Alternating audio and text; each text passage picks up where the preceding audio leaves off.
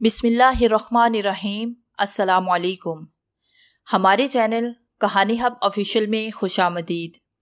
ناظرین، میں آج آپ کے لیے انتہائی خوفناک اور دلچسپ کہانی لے کر آئی ہوں، لیکن کہانی شروع کرنے سے پہلے آپ سے گزارش ہے کہ اگر آپ نے ہمارا چینل سبسکرائب نہیں کیا تو آپ ہمارے اس چینل کو سبسکرائب کر لیجئے اور بیل آئیکن کو بھی پریس کر لیں تاکہ ہر نئی آنے والی ویڈیو بآسانی آپ تک پہنچ سکے۔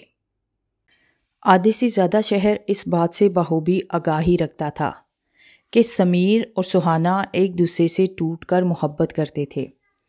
ان کی شادی پسند کی شادی تھی۔ شادی کے کچھ عرصے کے بعد سہانا کے ڈیڈی گاڑی کے بریک فیل ہو جانے کی وجہ سے ہلاک ہو گئے تھے۔ سہانا دل کی مریضہ تھی، اس کا چربی سے بھرپور جسم خطرے کا باعث تھا۔ باپ کی وفات کی خبر سن کر اسے دل کا دورہ پڑا۔ شہر کے بڑے بڑے ڈاکٹروں کی انتھک کوششوں کی بدولت وہ مرنے سے تو بچ گئی، لیکن ڈاکٹروں کے کہنے کے مطابق دوسرا اٹیک آخری ثابت ہو سکتا تھا۔ اس لیے ان کی ہدایات کو مد نظر رکھتے ہوئے سہانا کو کسی بھی قسم کے صدمے سے بچانے کے لیے سمیر نے شہر سے کچھ دور پہاڑی ٹیلے کے اوپر بنی ہوئی ایک خوبصورت کوٹھی خرید کر اس کا نام سہانا پیلس کے نام سے منسوب کر دیا۔ پھر وہیں وہ دونوں شفٹ ہو گئے۔ شور شرابے سے بچنے کے لیے اس نے نوکر وغیرہ کے جھنجھٹ پالنے کی بجائے سمیر نے خود ہی تمام کام بأحسن و خوبی سنبھال لیے۔ وہ صبح اٹھ کر ناشتہ تیار کرتا، سہانا کو دوائی پلانے کے بعد دوپہر کے کھانے کی تیاری کرنے لگتا۔ کھانے کے بعد وہ سہانا کو ادویات دینے کے بعد سلا دیتا، پھر خود سودا سلف کی خریداری کے لیے سہانا پیلس سے باہر چلا جاتا۔ شام کو اسے مختصر واک کے لیے پہاڑی ٹیلے سے نیچے مختصر پگڈنڈی پر واک کرواتا، پھر واپس کوٹھی میں لے آتا۔ رات کے پرہیزی کھانے کے بعد دونوں ٹی وی پر مختصر فلم دیکھنے کے بعد سو جاتے۔ یہ ان دنوں کی تمام دن کی مصروفیات تھی۔ سہانا کی ادویات میں نشے آمیزش زیادہ شامل تھی، اس لیے وہ رات کو بے سدھ ہو کر سوتی تھی اور اکثر اوقات صبح سمیر کو اسے مخاطب کرتے ہوئے جگانا پڑتا تھا۔ ایسی ہی ایک صبح کی بات ہے، سمیر جب سو کر اٹھا تو عام دنوں کی نسبت زیادہ دیر ہو چکی تھی۔ اس کا سر درد کے مارے پھٹا جا رہا تھا اور ایسا شدید پہاڑی بلندی کی وجہ سے ہوا تھا۔ اس نے سائڈ ٹیبل کی دراز سے پین کلر کی گولی باہر نکالی اور پانی کے ساتھ نکلنے کے بعد کمرے کے پردوں کو کھینچ کر کھڑکی کے آگے سے ہٹا دیا۔ چمکیلی دھوپ نے کمرے کا محاصرہ کر لیا۔ نہایت خوشگوار اور چمکیلی صبح تھی۔ سہانا گہری نیند سوئی ہوئی تھی، اس کا بھدا جسم پلنگ پر آڑا ترچھا پڑا تھا۔ سمیر نے محبت بھری نگاہوں کے ساتھ سہانا کے چہرے کی جانب دیکھا، پھر آگے بڑھ کر اسے مخاطب کرتے ہوئے بولا، سونی اب جاگ بھی جاؤ، آج ضرورت سے زیادہ دیر ہو گئی ہے۔ وہ سہانا کو پیار سے سونی کے نام سے پکارتا تھا۔ سہانا پر اس کی آواز کا کچھ خاص اثر نہیں ہوا اور وہ کروٹ بدل کر دوبارہ سو گئی۔ سمیر نے سائڈ ٹیبل پر پڑے ہوئے پانی کے جگ سے ہاتھ کو بھگویا اور پانی کی چند بوندیں سہانا کے چہرے پر ڈال دی۔ سہانا ہڑبڑا کر جھٹکے کے ساتھ اٹھ بیٹھی۔ سمیر نے مسکراتے ہوئے اس کے ماتھے کو چوما، پھر اسے فریش ہونے کی ہدایات دینے کے بعد کمرے کا دروازہ کھول کر باہر نکل آیا۔ سامنے مختصر سے ٹی وی لاؤنج موجود تھا۔ دیوار کے ساتھ مہنگے صوفے سیٹ لگے ہوئے تھے جن کے آگے شیشے کی قیمتی میز رکھی ہوئی تھی۔ دیوار پر نہایت وسیع و عریض LCD نصب تھا۔ چھت کے ساتھ فانوس لٹکا ہوا تھا۔ ایک جانب خوبصورت ایکویریم بھی موجود تھا جس میں خوبصورت رنگ برنگی مچھلیاں تیرتی پھرتی تھی۔ ٹی وی لاؤنج کے سامنے کی مکمل دیوار شیشے کی بنی ہوئی تھی جس کے دوسری جانب سہانا پیلس کا مختصر سا باغ موجود تھا۔ یہ تمام باغ سیب کے درختوں اور انگور کی بیلوں سے بھرا ہوا تھا، لیکن آج کیفیت مختلف تھی۔ ٹی وی لاؤنج میں قدم رکھتے ہی سمیر کے قدم جہاں تھے وہیں جم کر رہ گئے۔ چہرہ شدت حیرت سے بگڑنے لگا، ہونٹ او کی صورت میں کھل گئے اور سیدھے ہاتھ نے بے اختیاری کے عالم میں سر کو تھام لیا۔ خوبصورت لاؤنج اس وقت کباڑیے کی دکان کا منظر پیش کر رہا تھا۔ صوفے الٹے پڑے تھے، شیشے کی میز چکنا چور تھی۔ ایکویریم میں سے 2 مچھلیوں کو باہر نکال کر بے دردی کے ساتھ کچلنے کے بعد ٹی وی لاؤنج کے درمیان میں پھینک دیا گیا تھا۔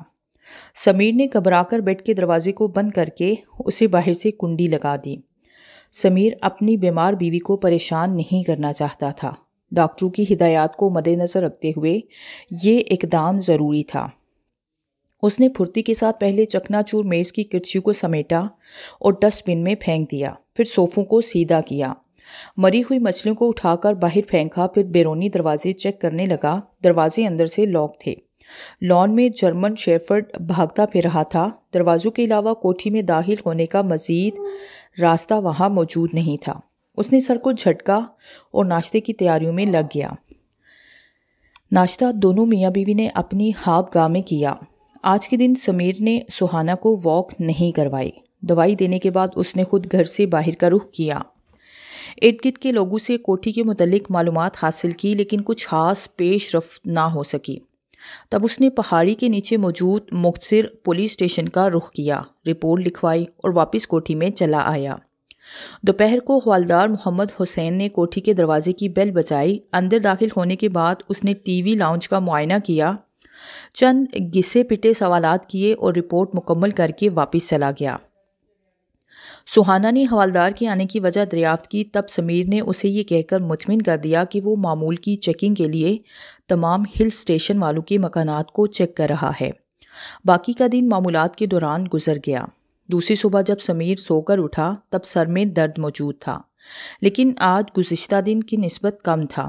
ٹی وی لاؤنج میں قدم رکھتے ہی اسے اپنا سر پہاڑ ٹوٹتا ہوا محسوس ہوا۔ سچویشن پہلے دن جیسی سی، صوفے الٹے پڑے تھے، ایل سی ڈی کو توڑ دیا گیا تھا اور 3 مچھلیاں فرش پر مردہ پڑی تھی۔ ٹی وی لاؤنج کے دروازے پر سفید رنگ کا کاغذ چسپا تھا جس پر تحریر تھا، جلد از جلد مکان کو چھوڑ کر واپس چلے جاؤ ورنہ تم دونوں کے ساتھ اچھا نہیں ہوگا۔ آج کے دن وہ سہانا سے کچھ بھی نہیں چھپا پایا۔ وہ اس کے پیچھے ہی ٹی وی لاؤنج میں چلی آئی تھی اور حیرت بھری نگاہوں کے ساتھ ٹی وی لاؤنج کی حالت کو دیکھ رہی تھی۔ پھر اس نے حیرت کے مارے تقریباً چلاتے ہوئے پوچھا، یہ سب کیا ہے؟ سمیر نے ٹھنڈی سانس بھرتے ہوئے جواب دیا، مجھے کچھ بھی معلوم نہیں۔ کل بھی ٹی وی لاؤنج کی کیفیت کچھ ایسی ہی تھی، سوائے اس کے کہ ایل سی ڈی سلامت رہا تھا یا پھر کاغذ کی یہ تحریر دروازے پر چسپا نہیں تھی۔ آج یہ سب کچھ ہے۔ سہانا خوفزدہ لہجے میں بولی، تمہارے خیال میں یہ حرکت کس کی ہو سکتی ہے؟ سمیر بولا، شاید کوئی انسان ایسا ہے جو اس کی کوٹھی میں دلچسپی رکھتا ہے۔ وہ اس کوٹھی کو خریدنا چاہتا ہے۔ چونکہ ہم ایسا نہیں چاہتے، اس لیے ان اوچھی حرکتوں کے ذریعے ہمیں خوفزدہ کرنے کے بعد کوٹھی کو چھوڑ دینے کے لیے مجبور کرنے کی کوشش کر رہا ہے۔ سہانا نفی میں سر ہلاتے ہوئے خوفزدہ لہجے میں بولی، نہیں ایسا نہیں ہے۔ تمہارے کہنے کے مطابق وہ جو کوئی بھی ہے اس نے گزشتہ رات شیشے کی میز کو چکنا چور کر دیا، لیکن سوات والے کمرے میں ہمیں آواز سنائی نہیں دی۔ آج اس نے ایل سی ڈی کو توڑ پھوڑ کر رکھ دیا، لیکن ہمیں پتہ نہیں ہے، یہ کسی انسان کی حرکت نہیں ہے۔ یہ کوٹھی آسیب زدہ ہے، ہمیں اسے فوراً چھوڑ دینا چاہیے۔ سمیر پریشان لہجے میں بولا، باہر کا دروازہ لاک ہے، لان میں خوفناک کتا تمام رات پہرا دیتا ہے، اس کے باوجود بھی کوئی ہے جو کوٹھی میں داخل ہو کر توڑ پھوڑ کرتا ہے اور ہمیں معلوم نہیں ہو پاتا۔ میں نے ارد گرد کے رہائشیوں سے کوٹھی کے متعلق معلومات حاصل کی ہے۔ ان کے کہنے کے مطابق آج سے پہلے کبھی بھی کوئی خطرناک بات ایسی سامنے نہیں آئی جس کے نتیجے میں کوٹھی کو آسیب زدہ قرار دیا جا سکے۔ وہ یقیناً کوئی انسان ہے جو ہم سے کوٹھی خالی کروانا چاہتا ہے۔ سہانا بولی، وہ آتا کہاں سے ہے اور آ کر کارروائی مکمل کرنے کے بعد واپس کہاں سے جاتا ہے؟ سمیر چند لمحے سوچتے رہنے کے بعد ہم کلام ہوا، میرے اندازے کے مطابق ہمارے گھر میں کوئی ایسا خفیہ راستہ موجود ہے جس کے متعلق اسے آگاہی حاصل ہے۔ ہمیں اس راستے کے متعلق معلومات حاصل کرنی ہوگی۔ سہانا نے اسبات میں سر ہلایا اور سمیر کے ساتھ ٹی وی لاؤنج میں خفیہ راستہ تلاش کرنے لگی۔ 1 گھنٹے کی انتھک کوششیں اور تلاش کے بعد بھی وہ دونوں راستہ تلاش نہیں کر پائے۔ تھک ہار کر وہ دونوں خوابگاہ میں آ بیٹھے۔ اس دن پہلی دفعہ سہانا کی ادویات میں ناغہ ہوا، وہ گھولیاں کھانا بھول گئی۔ شام کو دونوں میاں بیوی نے اس پراپرٹی ڈیلر کا رخ کیا جس سے انہوں نے وہ کوٹھی لی تھی۔ تمام معاملات تفصیل کے ساتھ اسے بتانے کے بعد سمیر نے اسے خفیہ راستے کے متعلق دریافت کیا۔ پراپرٹی ڈیلر نے چند لمحے سوچتے رہنے کے بعد انکار میں سر ہلاتے ہوئے جواب دیا، میری معلومات کے مطابق کوٹھی میں ایسا کوئی خفیہ راستہ یا سرنگ وغیرہ موجود نہیں ہے جس کے ذریعے گھر میں داخل ہوا جا سکے۔ سمیر بولا، سہانا پیلس پہاڑی ٹیلے کو صاف کر کے بنایا گیا ہے، اس لیے میرے خیال کے مطابق ٹیلے کے نیچے سرنگ بنا کر کوٹھی کے کسی بھی حصے میں داخل ہوا جا سکتا ہے۔ پراپرٹی ڈیلر بولا، شاید ایسا ہو، لیکن میرے علم میں ایسی کوئی بات نہیں ہے۔ کوٹھی کا نقشہ آپ کے پاس موجود ہے، آپ اس کے ذریعے بخوبی معلوم کر سکتے ہیں۔ بات چیت ختم ہو گئی اور سمیر سہانا کے ساتھ دوبارہ کوٹھی میں چلا آیا۔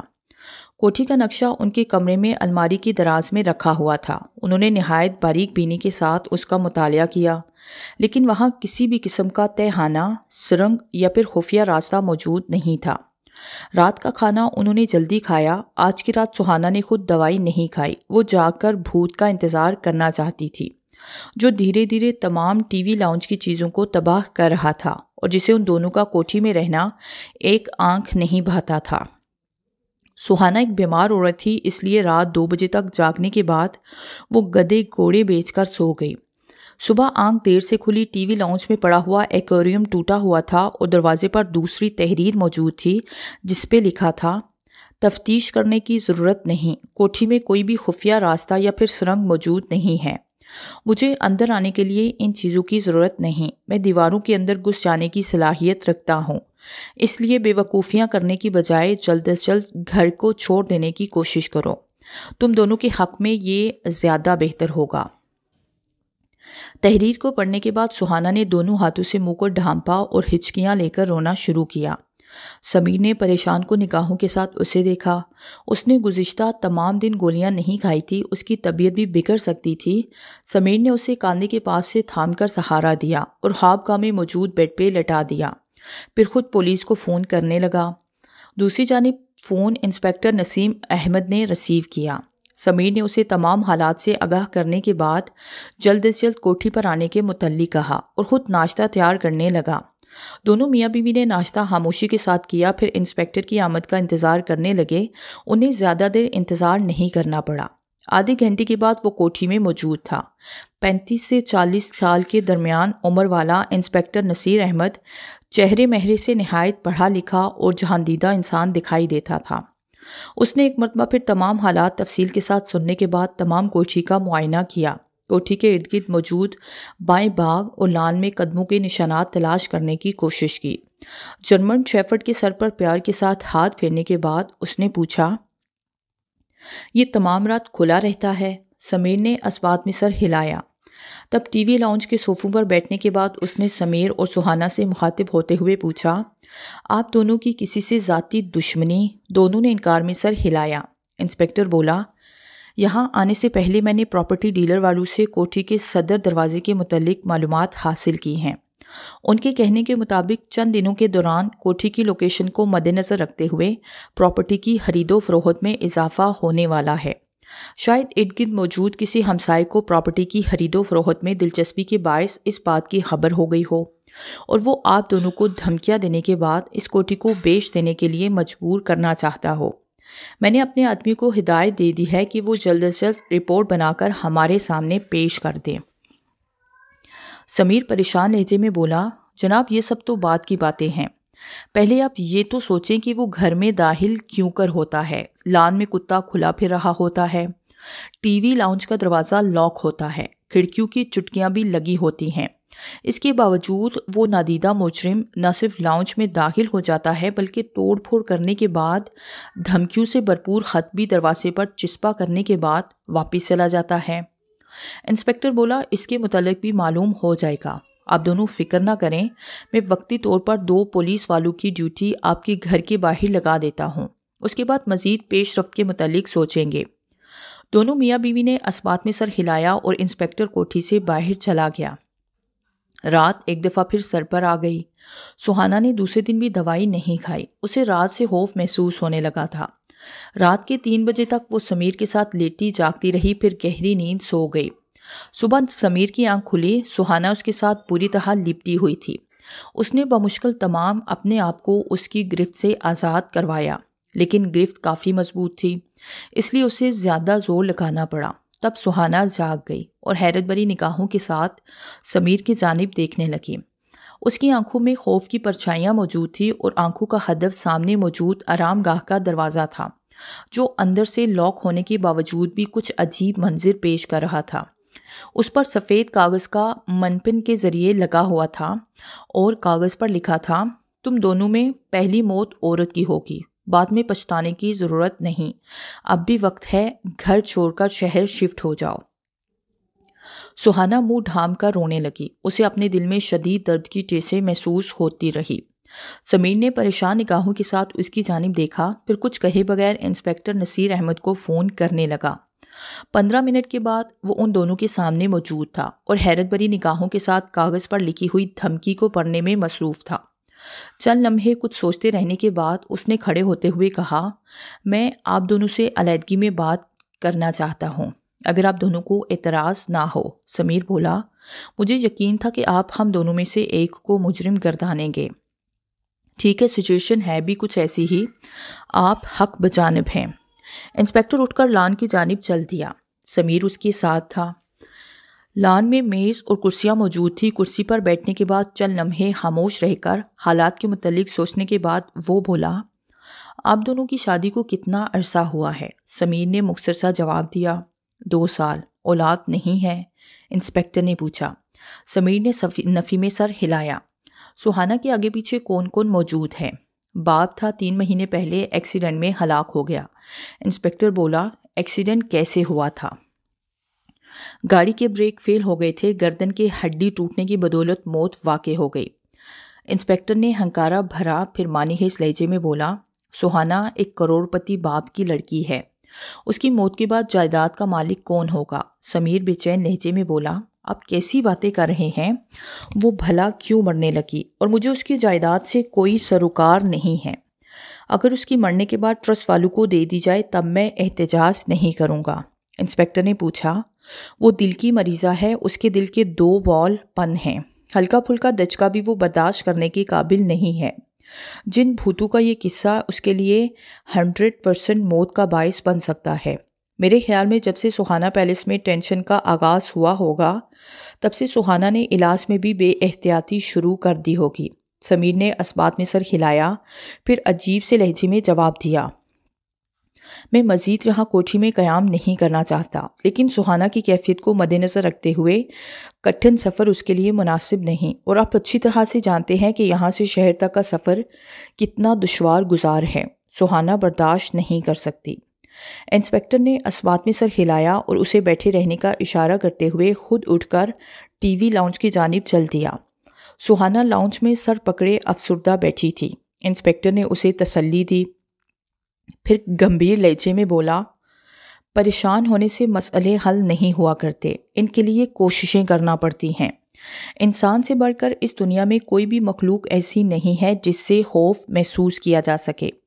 وہ اپنی مفاد پرست طبیعت کی بدولت سب کچھ کرنے کے لیے تیار ہو سکتا ہے، تمام زندگی پیسے اور دولت کے لیے محنت کرتا ہے، اور آخر میں یہی دولت اس کے گلے کا پھندا بن جاتی ہے۔ سہانا نے نہ سمجھنے والے انداز میں اس کی جانب دیکھتے ہوئے پوچھا، میں سمجھی نہیں۔ انسپکٹر نے مسکراتے ہوئے بات کو نظر انداز کرتے ہوئے پوچھا، آپ دونوں کی زندگی کے ازدواجی تعلقات کیسے ہیں؟ سہانا نے اسبات میں سر ہلاتے ہوئے جواب دیا، سمیر بہت اچھا انسان ہے، ہماری شادی کو 2 سال سے زیادہ عرصہ ہونے والا ہے، لیکن آج تک ہمارے درمیان کبھی لڑائی نہیں ہوئی، وہ میرا ہر طرح سے خیال رکھتا ہے۔ انسپکٹر بولا، میری تحقیقات کے مطابق ان وارداتوں میں ملوث مجرم کوٹھی میں رہائش پذیر افراد میں سے کوئی ایک ہو سکتا ہے۔ جب تک ٹی وی لاؤنج کی بات تھی تب تک میں خفیہ راستے کی تلاش کے حق میں تھا، لیکن بند آرام گاہ کے دروازے سے دھمکی آمیز خط کا پایا جانا اس بات کی نفی کرتا ہے کہ مجرم باہر سے اندر آتا ہے۔ ٹی وی لاؤنج میں آنا ممکن ہے لیکن آرام گاہ میں گھسنا ناممکن۔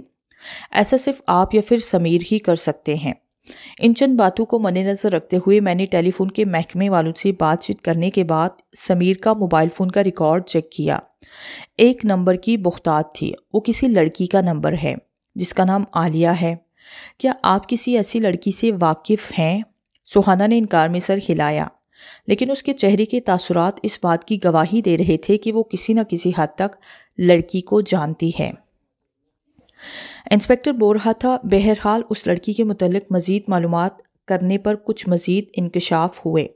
وہ سمیر کی محبوبہ ہے، شاید سمیر اس سے شادی کرنے والا ہے، لیکن آپ راستے کا کانٹا ثابت ہو رہی ہیں۔ چونکہ آپ دل کی مریضہ ہیں، اس لیے اس نے بھوت کا ڈرامہ رچایا تاکہ صدمے کو برداشت نہ کرتے ہوئے آپ کی موت واقع ہو جائے اور تمام دولت کا مالک بننے کے بعد وہ اپنی محبوبہ سے شادی کر لے۔ سہانا کے چہرے پر ایک رنگ آ رہا تھا اور ایک جا رہا تھا۔ چند لمحے خاموش رہنے کے بعد وہ برائے ہوئے لہجے میں بولی، میرے خیال میں سب کچھ صاف صاف بتا دینا ہی مناسب ہوگا۔ میں عالیہ کے وجود سے بخوبی واقف رکھتی ہوں۔ شاید میری بیماریوں کی وجہ سے بھی عالیہ ہی ہے، لیکن سب کچھ معلوم ہو جانے کے باوجود بھی میں بے بس ہوں۔ اپنے دفاع کے لیے کچھ بھی کرنے کی قابل نہیں، اس لیے میں نے اپنے آپ کو حالات کے دھارے پر چھوڑ دیا۔ میرے لیے مرنا اذیت ناک نہیں ہے جتنا زندہ رہنا تکلیف دہ ہے، انسپکٹر ترہم آمیز لہجے میں بولا۔ لیکن میں آپ کے ساتھ ہوں۔ وہ آج کی رات شاید آپ کو قتل کرنے کی کوشش کرے گا، تب ہم اسے رنگے ہاتھوں گرفتار کر لیں گے۔ آپ کو اپنے دفاع کی پوری اجازت حاصل ہے۔ کوشش کیجیے گا کہ رات کا کھانا نہ کھائیں، بلکہ اس کے ہاتھوں سے پانی تک نہ پیے گا۔ میں پولیس کی نفری کے ساتھ کوٹھی سے باہر موجود رہوں گا۔ خطرہ محسوس کرتے ہی آپ جلد سے جلد ہمیں باخبر کر سکتی ہیں۔ اس کے علاوہ میں اپنا ریوالور بھی یہیں چھوڑے جا رہا ہوں تاکہ آپ کو اپنے دفاع کرنے میں آسانی رہے۔ اس نے ریوالور نکال کر میز پہ رکھا اور خاموشی کے ساتھ اٹھ کر کمرے سے باہر نکل گیا۔ اندھیرا گہرا ہوتے ہی سہانا پیلس کو پولیس کی نفری نے گھیرے میں لے لیا۔ انسپکٹر نصیر ان کی سربراہی کر رہا تھا۔ وہ پہاڑی ٹیلے کے چاروں جانب موجود تھے۔ پولیس کا ایک سپاہی انسپکٹر نصیر کے ساتھ سہانا پیلس کے قریب واقع اونچے اور گھنے درخت پر موجود تھا۔ یہاں سے نہ صرف سہانا پیلس کا لان صاف دکھائی دیتا تھا، بلکہ سمیر اور سہانا کے بیڈ روم کی کھڑکی بھی دکھائی دیتی تھی، جس کے آگے پردے لگے ہوئے تھے۔ وقت سست رفتاری کے ساتھ آگے بڑھنے لگا۔ آہستہ آہستہ زندگی مفلوج ہوتی جا رہی تھی۔ پہاڑی سے نیچے موجود گھروں کی بتیاں گل ہونے لگی۔ سہانا اور سمیر کے کمرے کی بتی تمام رات جلتی رہی۔ انہیں اندازہ لگانے میں دشواری پیش نہیں آئی کہ دماغی چپکلش کی بدولت وہ تمام رات سو نہیں پائے۔ صبح 5 بجے کا وقت رہا ہوگا جب درخت کی شاخ پر بیٹھے ہوئے انسپکٹر نصیر کو زوردار فائر کے دھماکے کی آواز سنائی دی۔ اس نے ہڑبڑا کر سہانا اور سمیر کے کمروں کی جانب دیکھنے کی کوشش کی۔ لائٹ روشن تھی، لیکن موٹے پردوں کی بدولت اندر کا منظر دکھائی نہیں دیتا تھا۔ انسپکٹر نصیر نے سپاہی کو پیچھے آنے کا اشارہ کیا اور چھلانگ مار کر درخت سے نیچے اتر آیا۔ درخت کے نیچے پولیس کے 2 اہلکار مزید موجود تھے۔ انسپکٹر نے انہیں بھی ساتھ آنے کا حکم دیا اور چھلانگ مار کر سہانا پیلس کی دیوار پر چڑھ گیا۔ لان میں جرمن شیفرڈ بھاگتا پھر رہا تھا۔ انسپکٹر نے اپنے ساتھ موجود اہلکاروں کو اسے قابو کرنے کا حکم دیا۔ انہوں نے حکم کی تعمیل کرتے ہوئے چھلانگ لگا کر کتے کو گھیرے میں لے لیا۔ انسپکٹر پھرتی کے ساتھ لان میں اتر کر ٹی وی لاؤنج کی جانب چل دیا۔ دروازہ اندر سے لاک تھا۔ اس نے بے تحاشا دروازے کو دھڑ دھڑانا شروع کیا۔ تھوڑی دیر کے بعد قدموں کی آواز سنائی دی، پھر دروازہ جھٹکے کے ساتھ کھل گیا۔ وہ ہاتھ میں ریوالور تھامے سامنے کھڑی تھی۔ اس کے چہرے پر گہرے اطمینان کی چھاپ موجود تھی۔ انسپکٹر نے بے چین لہجے میں پوچھا، وہ زندہ ہے یا پھر مر گیا؟ سہانا برائے ہوئے لہجے میں بولی، مر گیا۔ میں نے گولی اس کے سر پہ ماری، اس کے بچنے کا سوال ہی پیدا نہیں ہوتا۔ انسپکٹر نے اسے ایک جانب ہٹاتے ہوئے ٹی وی لاؤنج میں قدم رکھا۔ آرام گاہ میں خون پھیلا ہوا تھا۔ سمیر کی لاش فرش پر اوندھی پڑی تھی، لیکن اس کے ہاتھوں میں کسی بھی قسم کا ہتھیار موجود نہیں تھا، یعنی کہ وہ سہانا کو مارنا نہیں چاہتا تھا۔ پھر سہانا نے اس پر گولی کیوں چلائی؟ اسے قدموں کی چاپ سنائی دی۔ سہانا کمرے میں داخل ہو رہی تھی۔ انسپکٹر نے استفہامیہ نگاہوں کے ساتھ اس کی جانب دیکھتے ہوئے کہا، یہ تو نہتا ہے، اس کے پاس اسلحہ موجود نہیں، پھر آپ نے اسے کیوں مارا؟ سہانا مسکراتے ہوئے قریب موجود بیڈ پر بیٹھ گئی، پھر سپاٹ لہجے میں بولی، یہ میرے باپ کا قاتل ہے۔ انسپکٹر نے چونک کر سہانا کی جانب دیکھا۔ وہ سنجیدہ لہجے میں بولی جا رہی تھی، سہانا پیلس آنے سے کچھ عرصہ پہلے اور باپ کی وفات کے کچھ عرصہ کے بعد ایک دن میں نے سمیر کو معنی حس انداز میں کسی سے بات کرتے ہوئے سنا۔ مفہوم غیر واضح تھا، لیکن اتنی بات ضرور مجھے سمجھ میں آ گئی کہ یہ کسی سے رات کو تفصیل سے بات کرنے کا پیغام دے رہا تھا۔ اس رات میں نے گولیاں کھانے کی بجائے بیڈ کے نیچے پھینک دی اور تمام رات جاگنے رہنے کا ارادہ کیا۔ رات کے 3 بجے کسی لڑکی کا فون آیا، تب سمیر نے اسے بتایا کہ ڈیڈی کی گاڑی کے بریک اس نے ڈھیلے کر دیے تھے اور ان کی موت کا ذمہ دار یہی ہیں۔ علاوہ ازیں اس نے میری ادویات میں بھی رد و بدل کر دیا تھا۔ اس کے کہنے کے مطابق میں بس کچھ عرصے کی ہی مہمان تھی، اس کے بعد مجھے مرنے سے کوئی بھی نہیں روک سکتا۔ گفتگو سننے کے بعد میں نے اس سے بدلہ لینے کی ٹھانی۔ میرے پاس ثبوت موجود نہیں تھے، ورنہ میں اسے پولیس کے حوالے کر دیتی۔ میرے کہنے پر اس نے سہانا پیلس کی عمارت خریدی۔ عمارت میں قدم رکھنے کے فوراً بعد میں نے اس کے ہاتھوں سے گولیاں کھانا ترک کر دی۔ اس کے بدلے میں نے چھپ چھپ کر اس کے کھانے کی پلیٹ میں نشہ آور ادویات ڈالنی شروع کر دی۔ جب سمیر کھانا کھانے کے بعد گہری نیند سو جاتا تب میں ٹی وی لاؤنج میں توڑ پھوڑ کر دیتی۔ یہ صبح اٹھ کر ٹی وی لاؤنج کی تباہی دیکھ کر پریشان ہو جاتا۔ اسے سمجھ میں نہیں آتی کہ لاک گھر میں ایسا کون ہو سکتا ہے۔ پھر میں نے گھر چھوڑنے کی دھمکیاں دینا شروع کی۔ اس کے بعد میرا ارادہ یہ تھا کہ میں اسے وارن کروں، پہلا قتل مرد کا ہوگا۔ دوسرے دن اسے قتل کر دیتی، لیکن آپ کی موجودگی نے مجھے ارادہ بدل دینے پہ مجبور کیا۔ آپ اس پر شبہ کر رہے تھے۔ اس کے علاوہ میرے پاس اسے قتل کرنے کے لیے چاقو کے علاوہ کچھ بھی موجود نہیں تھا۔ اس لیے میں نے دھمکی والے خط پر لکھ دیا، پہلا قتل عورت کا ہوگا۔ مجھے اپنے مقصد میں کامیابی کی زیادہ امید نہیں تھی، لیکن آپ نے اپنا ریوالور میرے حوالے کیا اور میں نے رات کے آخری پہر گولی مار کر اسے ہلاک کر دیا۔ سہانا نہایت شفقانہ انداز میں سب کچھ سچ سچ بتا رہی تھی۔ انسپکٹر حیرت بھری نگاہوں کے ساتھ اس کے چہرے کی جانب دیکھ رہا تھا، پھر وہ اچانک ہی خاموش ہو گئی۔ تب انسپکٹر بولا، آپ نے اچھا نہیں کیا، اگر پہلے ہی مجھے سب کچھ بتا دیتی تب میں اسے گرفتار کر کے اس کے منہ سے سب کچھ اگلوا لیتا، تب بھی اسے پھانسی سے کم کی سزا نہیں ہوتی۔ سہانا دوبارہ سپاٹ لہجے میں بولی، میں اسے اپنے ہاتھوں سے سزا دینا چاہتی تھی۔